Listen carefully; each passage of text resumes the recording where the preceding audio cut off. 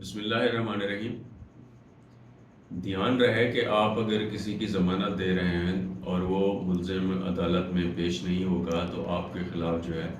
وہ 514 کی کارروائی عمل میں لائی جا سکتی ہے۔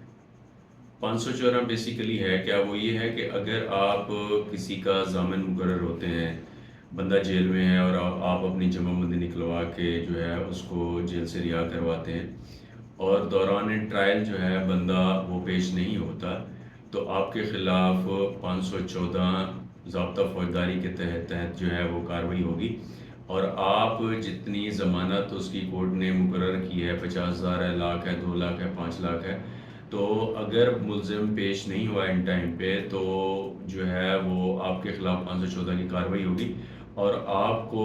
جو اماؤنٹ زر ضمانت ہے وہ اگر ملزم پیش نہ ہوا تو آپ کو وہ کورٹ میں جمع کروانی پڑے گی۔ تو اگر آپ کورٹ میں وہ جو ہے زر ضمانت جمع نہیں کروائیں گے تو آپ کو جو ہے وہ آپ کی جائیداد جو آپ نے اس کے ساتھ جمع بندی لگائی ہے وہ کورٹ ہوگی، اور کورٹ ہونے کے بعد جو ہے اس کا طریقہ کار یہ ہے کہ کورٹ جو ہے وہ لکھے گی، متعلقہ جو ہے تحصیلدار اس کو لکھے گی، پٹواری حلقہ جو ہے موقع پہ جائے گا اور اس کی بولی ہوگی، اور جائیداد کورٹ ہو کے جو ہے وہ جو ہے سرکار کے خزانے میں جو ہے جمع ہوگی، اور آپ کو جو ہے امپراپر لاس ہو سکتا ہے۔ تو آپ جب بھی کسی کے ضمانت دینے کے لیے جائیں تو یہ آپ جو ہے وہ مقرر کریں کہ بھی آپ کورٹ میں جو ہے پراپر پیش ہوں گے، اور پیش ہونے کے بعد جو ہے ٹرائل کو فیس کریں گے، چاہے سزا ہوتی ہے جزا ہوتی ہے وہ الگ بات ہے۔ تو آپ جو ہے اس میں یہ دھیان رہے کہ آپ کسی غیر متعلقہ بندے کے جس کو آپ جانتے بھی نہ ہوں اور اس کی آپ ضمانت دے لیں، اور کل کو جو ہے وہ پیش نہیں ہوتا تو آپ کے خلاف جو ہے وہ زیر ضمانت جو ہے ڈگری ہو سکتا ہے، اور آپ جو ہے اس کو پے کرنے کے قانون پابند ہیں، کیونکہ مچلکے میں یہ چیز درج ہوتی ہے کہ اگر بندہ پیش نہ ہوا تو جو زیر ضمانت کورٹ نے جو ہے اس کی دی ہے وہ جو ہے آپ کو کورٹ میں جمع کروانی پڑے گی، اور آپ کے خلاف جو 514 کی کارروائی ہوگی۔ اور اس دوران جو ہے اگر آپ کی جمع بندی فیک نکل آتی ہے اور وہ جو ہے آپ کی جو جمع بندی سبمٹ کروائی ہے وہ فیک ہے، تو آپ کے خلاف ایف آئی آر بھی لاج ہو سکتی ہے کورٹ کے آرڈر سے، کہ اور ایف آئی آر لاج ہونے کے بعد جو ہے آپ جیل بھی جا سکتے ہیں، جس کی کم سے کم سزا جو ہے وہ 5 سال ہے، اور آپ کو جو ہے وہ فیس کرنا پڑے گا۔ اگر ملزم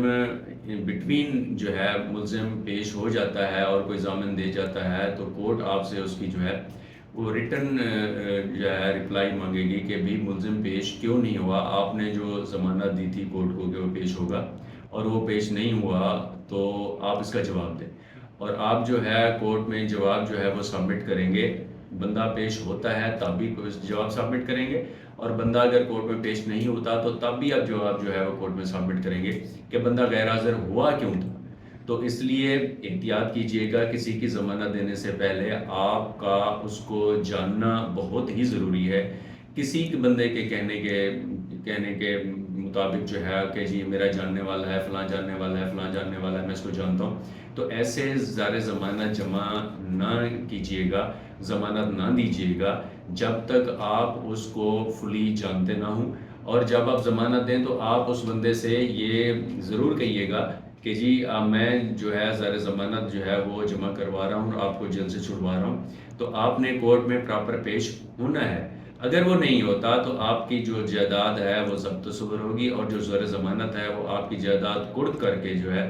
وہ بھی جو ہے وہ اس میں لائی جائے گی، اور آپ کی اگر وہ زمین نہیں رہی، آپ نے سیل آؤٹ کر دی ہے، تو وہ جو ہے وہ آپ کا گھر، آپ کی اور جائیداد، آپ کی کار، موٹر سائیکل، آپ کا فرنیچر، وہ جو ہے بکار سرکار ضبط ہوگا اور آپ کو جو ہے وہ پے کرنا پڑے گا، اس میں کوئی معافی کی گنجائش نہیں ہے۔ تو اس لیے آپ کو چاہیے کہ آپ کسی کی بھی ضمانت دینے کے لیے کورٹ میں آتے ہیں تو آپ کو اس کا جاننا ضروری ہے، اور آپ اس سے جو ہے وہ تسلی رکھیں کہ جی یہ کل کو جو ہے ضمانت دائر کرے گا اور پراپر جو ہے کیس کو جو ہے وہ فالو کرے گا اور کورٹ میں پیش ہوتا رہے گا، ادروائز آپ کے خلاف کارروائی ہوگی اور آپ بھی جیل جا سکتے ہیں۔ Thank you.